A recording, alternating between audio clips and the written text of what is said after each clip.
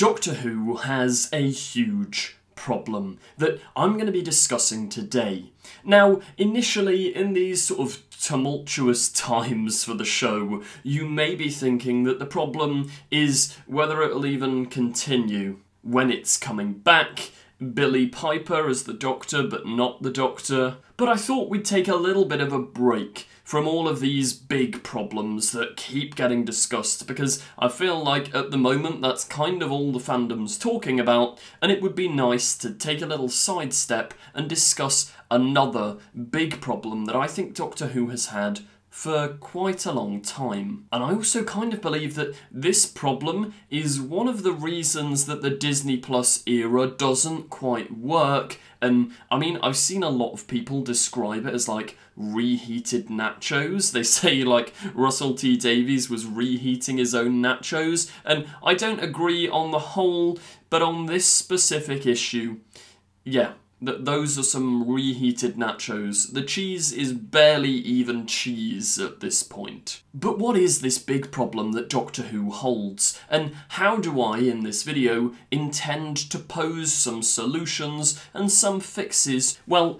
the problem itself are these guys, the Time Lords. Their presence in Doctor Who has been nothing but a hindrance for a good number of years, in my humble opinion. Feel free to disagree. But I think the Time Lords are one of, if not the biggest missed opportunity for creating character depth and character drama within the past 5 years of Doctor Who. Yeah, I'm gonna go with 5 years. We'll stick with 5 years. But they haven't always been. The Time Lords have often provided a framework for the show to function and really made it narratively cohesive. Let's go all the way back to the start of the show, right? And we'll discuss the presence of the Time Lords and why their implications and impact upon the stories and the narratives of the show are so crucially important, and why things like the reality war ended up feeling underbaked, and why the Rani just doesn't work. And I think it all comes down to the presence of the Time Lords. But let's take a look back at 1963. Now, this is before they were even called Time Lords, but in the original pitch document for Doctor Who, the original pitch for the show, Verity Lambert, Sidney Newman, made it very clear to any writers who were joining up to write for the show that the Doctor was running away from his people. There was a very strong implication that he'd stolen the TARDIS to get away from them, which then became canon as the years went on. But it was this idea of a rebelling time traveller who was effectively on the run from this omnipresent, scary force who he morally and fundamentally disagreed with. It immediately casts our protagonist as this outsider, this outcast. I mean, the premise of the show is Doctor Who. There were a lot of questions in these early days of what was the Doctor running from, which in later years we've had certain sort of half explanations as to what he may have been running from. But this, I mean, it was the oldest question. Who is the Doctor? What's he running from? Why is he hiding his name? There was so much intrigue and mystery around the character to do cool narrative stuff with. And then, by the time you get to the end of the second Doctor's era, the War Games, I'd say this is one of, if not the best usage of the Time Lords ever. The problem is too big. The Doctor cannot defeat the War Chief on his own. Universe-ending stakes, typical Doctor Who stuff, so he has to call in the help of the Time Lords. But it's like a wish on a monkey's paw. You call in the Time Lords, but they're going to erase your friend's memories, they're going to force you to regenerate. They are this really scary, powerful force. There seems to be sort of no mercy, no understanding. They're very pompous and above the rest of the universe. That brought a quite nice narrative close to this whole the Doctor's on the run from his own people idea. When we don't actually see much of the Time Lords, but they're built up through dialogue alone and sort of, I mean, we're jumping ahead a bit, but it's what the early Russell T Davies era 1 did really, really well, was when Tennant would just sort of reel off these speeches of, oh, and the grass was orange, and the sky was orange, and the rocks were orange, and you'd get little flashes of Gallifrey. Like, that worked really well because the show almost never will have, and I think it almost works better never seeing it, but the budget to actually show this insanely powerful, omnipresent Time Lord society. Only seeing them occasionally, like in the War Games, is so much more effective than actually seeing them every week. I mean, if we keep continuing with Classic Who, you get to Jon Pertwee's era and they actually name-drop Gallifrey in Sarah Jane's first episode, The Sontaran Story, which isn't its title. That would be quite a rubbish title. It meant Doctor Who and The Sontaran Story. But I think the point is, Classic Who really dropped the ball when we started actually going to Gallifrey. Sure, stories like The Deadly Assassin are sort of heralded as, oh, that was unique, nice and different, and they are quite stylistic, but it's just, it's similar to the Star Wars prequels. When no one wants to sit and watch just a bunch of stuffy people in big collars talking about stuff for hours on end. That's not to say it could never work, because I think Time Lords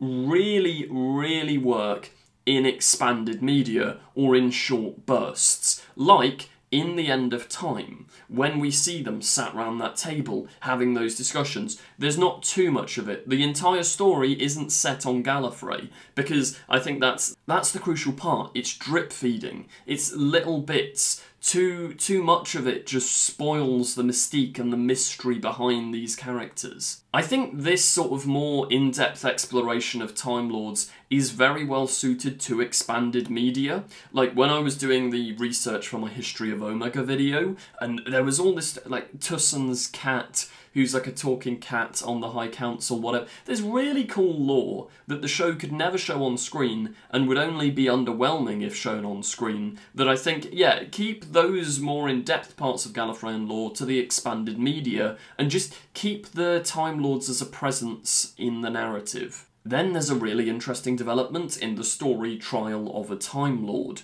The Time Lords are used as a meta concept for the BBC. The show and the Doctor are put literally and metaphorically on trial. Will the show be renewed? Will the Doctor be allowed to live? And actually, in a book by a guy called John Higgs, which I would definitely recommend, Exterminate, Regenerate, he sort of talks about how the Time Lords act often within the show as a metaphor for the BBC. Their omnipresence in the background of Doctor Who, and deciding whether it gets cancelled or deciding whether to renew it, there's some really cool parallels there. But I think undoubtedly the most interesting thing that Doctor Who ever did with the Time Lords was thanks to Russell T Davies back in 2005.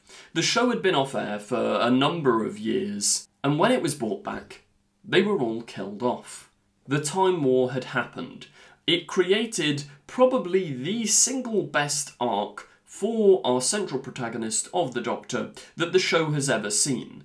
This war-torn survivor with survivor's guilt, leading to one of the best written Doctor Who finales of all time, I almost said Empire of Death, I don't know why that was on my tongue, that is not what I was trying to say. The Parting of the Ways and Bad Wolf, where you have the Doctor confront the Dalek Emperor and all of this inner trauma. Once again, it is that omnipresence of the Time Lords. We don't even see the Time Lords on screen, but that connection to who the Doctor is and the Doctor's home that really pulls the Doctor as a character out, makes him stand out, makes him unique and different, gives him a backstory that people really care about. The Time War's another one of those things which you don't really want to see on screen much. I think the Day of the Doctor nicely skirted round it, but all of this stuff described by the 10th Doctor, like the jaws of the Nightmare Child and the Could Have Been King with his army of meanwhiles and never-weres, the fact that Sontarans weren't allowed to fight in the Time War because they're just pathetic and weak in comparison.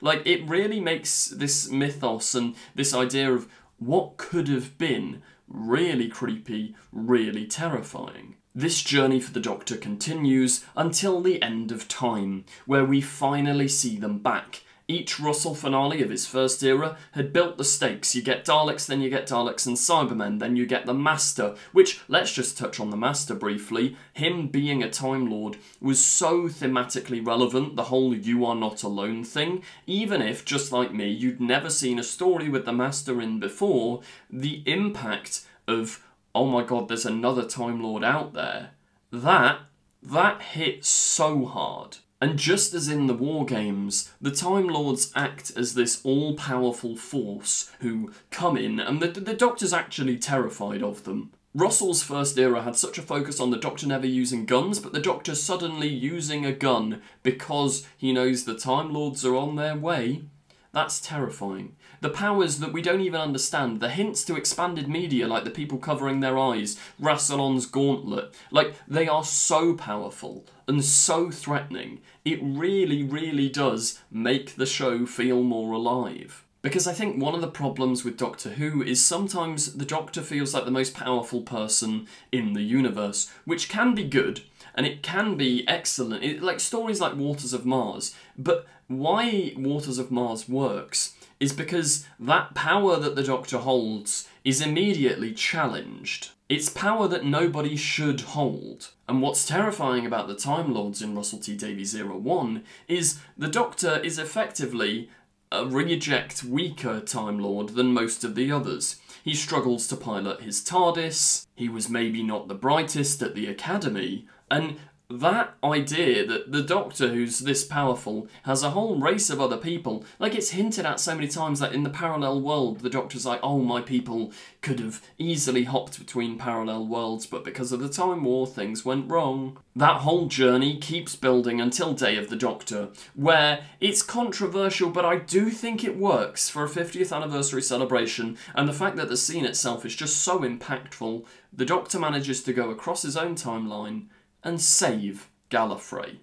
That, up at like that, all of New Who there, it's almost like a finale to New Who. Like that was the Doctor's primary driving force, the last of the Time Lords. It was such a good thing, but I think by the time you reach the 50th, you'd kind of done everything you can with the last of the Time Lords. How many times can the Doctor sit, look off into the distance and go, I'm the last of the Time Lords, before it feels stale and old? So Moffat had a great idea. Let's bring them back and change the Doctor's focus to finding the Time Lords. He's been alone for so long, he wants this sense of camaraderie against his friends, against his people. Which, once again, it's not the only way you can make the Doctor interesting, but it certainly helps. Having his people, the Time Lords, intrinsically tied with how and who the Doctor is so much more impactful. Then the fact that Gallifrey's back creates this whole world of possibilities. You can have villains like the Rani or the meddling monk or whoever crop up because Gallifrey is back. The Doctor is not alone anymore, and how do you explore that? The only problem is that kind of fell apart instantly, because by the time you get to Hellbent, the Time Lords aren't this all-powerful thing above the Doctor. They're sort of bowing down to him and kind of just seem like humans that can regenerate. I feel like they lost a lot of their impact in Hellbent. Now, Moffat has talked about the fact that, like, it's similar to the classic Who problem. If you stay on Gallifrey too long and explore it too long, it's kind of just stuffy people in collars and can get quite boring. But I just think, yeah, they fumbled the bag with Hellbent. Don't get me wrong, from a character perspective, the Doctor and Clara's stuff is great, but the Time Lords, from that point on, they didn't feel like a threat, they didn't feel like an aid to the Doctor, they were just sort of there. And then, despite it being a very good scene and nice reveal, Chibnall killed the Time Lords off again. Which, I don't know, I'm in two minds, because I love what Chibnall did with the lore. I think it's controversial, but the Timeless Child stuff, look, the Timeless Child didn't need to be the Doctor, but understanding and learning that history where the Time Lords effectively became a metaphor for colonialism and a metaphor for the British Empire, that is brilliant stuff. Make them scary again, make them a threat, make their whole society seem like this evil thing playing in the background. The idea of a character like Tecteun, or any of these Time Lord villains that the Doctor may have faced in a past life that the Doctor can't remember, but the villains know the Doctor inside out so they can defeat the Doctor, but the Doctor can't remember how to solve the problems. Like, that adds so much more depth, so much cool stuff to the show. Once again, the Time Lords are coming in clutch and providing really interesting character stuff for the Doctor to explore. But the problem is, by the time you get to Russell T Davies Era 2, the sort of colonial metaphor of the Time Lords has kind of been dropped, and we're straight back in with I'm the last of the Time Lords, and all my people are gone, and oh, the Rani, just like the Master, survived because they kind of put themselves into human form. Like, Mrs. Flood is kind of like the new version of Professor Yana, and it just doesn't hit. Now, I will say, what is interesting is Ncuti Gatwa himself was connecting a lot of the dots in these interviews, and they say it in Space Babies, but Ncuti says he himself fled a genocide, the Rwandan genocide, and he feels connected to the Doctor as a character because of this idea of fleeing from a genocide of your people, which could have been a really interesting route to take if they'd sort of touched on it more and delved into how it affects the Doctor, and especially with this whole Timeless Child arc, you've got Ruby as an orphan, really explore how and who the Doctor is, but I just don't think they did. And the Time Lords, once again, have been left in the background to do absolutely nothing. And the Rani's appearance just, it didn't really make sense, and they're sort of throwing out fan theories of like, oh, maybe because so many Time Lords died, bi-generation was like a natural thing, but then why didn't that happen with the Doctor after the Time War? Like, it just gets confusing. The Time Lords need a reimagination, a reinvention, and the Doctor's status quo as last of the Time Lords, I think, needs flipping on its head. They almost did it in the mid-2010s, but then they fumbled the bag. And there's a couple of directions you can take with the Time Lords to make them more interesting. You look at the work of John Higgs again, the idea that Time Lords parallel the show. When and if the show does come back, I think the Time Lords should be reflective of Doctor Who. They got too big, they got too noisy, they got too reliant on their own past, and that killed them. They crumbled, they died. But, just like Doctor Who, I think they'll survive. Maybe with less of a budget. Maybe without the planet Gallifrey. Maybe they'll have distanced and made their own little thing. But I think Time Lords, when we next see them, and I think we should see them, should have maybe moved from Gallifrey.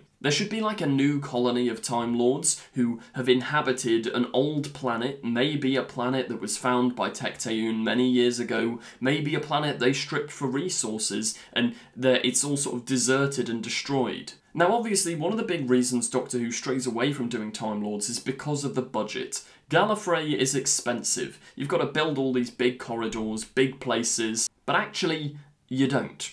Every time, I apologise to anyone who knows me, anyone who's ever been with me when I've walked past the church or cathedral will have heard me say that they should use this for Gallifrey.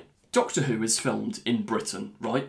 You throw a stone, you hit a cathedral. Like, why on earth do they not use cathedrals? Obviously you've got to spice them up a bit. Add in seals of Rassilon, maybe CGI the ceiling to be like stars or something cool. But Gallifrey would, like, it fits so well. I mean, we even use churches for our fan films, churches and cathedrals. If you just look on screen, obviously they'd need a bit more pizzazz than we're able to do on our literally shoestring budget. But maybe because Time Lords have gone to this different planet to set up a new colony, it's full of like ruined castles, which we also use for Gallifrey. Ruined castles, cathedrals and churches that they now inhabit. The Time Lord collar, that fits so well in a church or cathedral environment. Like, the design of it almost looks Catholic. And I mean, you could make some interesting religious parallels, Time Lords. And you can even go two ways. If they're sort of on their last leg, and they actually call the Doctor for help, because you have got to stick to the universe's canon.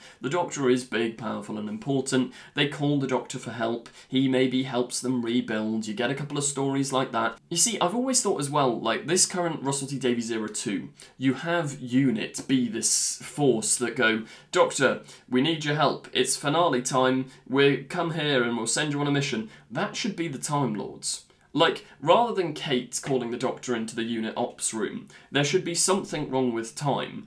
pre-title sequence, the Doctor gets called back to this new Gallifreyan colony, he steps out, they're like, look, this is what we need you to do. Like, you could even sort of go back to this idea of division, where the Doctor doesn't really want to work for the Time Lords. Like, Genesis of the Daleks has the Doctor effectively sent on a mission by the Time Lords. Go back and do stuff like that. Maybe he doesn't like them, maybe he doesn't want to, but they've got to feel powerful, they've got to feel present. Explore as well how the Doctor feels now that he's not the only one. Maybe they were going to do this with Susan, because Susan's technically a Gallifreyan. Like, they could have explored more there, because once again, we have seen the whole, I'm the last Time Lord, but there's one other evil Time Lord, the Master, or the Rani. Like, give the Doctor some nice Time Lords. There could even be some nice Time Lords and some evil Time Lords. Maybe after the destruction of Gallifrey you've got certain Time Lord factors, or maybe if you're going really timey, they're Time Lords, you could have one group of these like Time Lords that set up base on this old planet,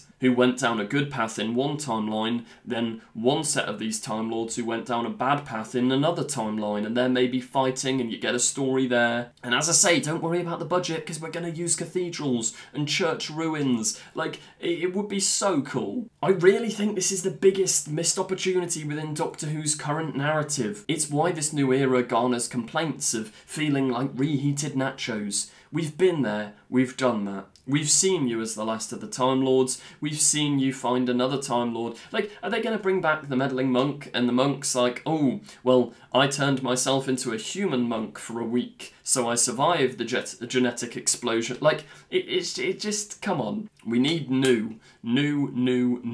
Maybe that's why Billie Piper's face is back. She was the moment for Gallifrey. Tie it into Gallifreyan lore. I mean, it'd be a bit lore heavy, but maybe this small group of Time Lords on another planet, new Time Lords, new Gallifrey. Let's call it new Gallifrey. This is starting to sound a little bit like what they called Thor and the Thor people in Marvel, Asgard, where they've got new Asgard. Honestly, they've got roughly the right idea, but I don't think Time Lords should live on Earth. They should have their own little planet, similar to Gallifrey. Rebuild Gallifrey. And maybe the Time Lords are summoning the Moment / the Doctor back to them, or maybe the Doctor / the Moment, or Rose with this face, has to seek out surviving Time Lords to get help. I just really want to see that War Games level threat, that End of Time level threat, where they are scary and powerful. But I think I've waffled on enough. You know what you need to do.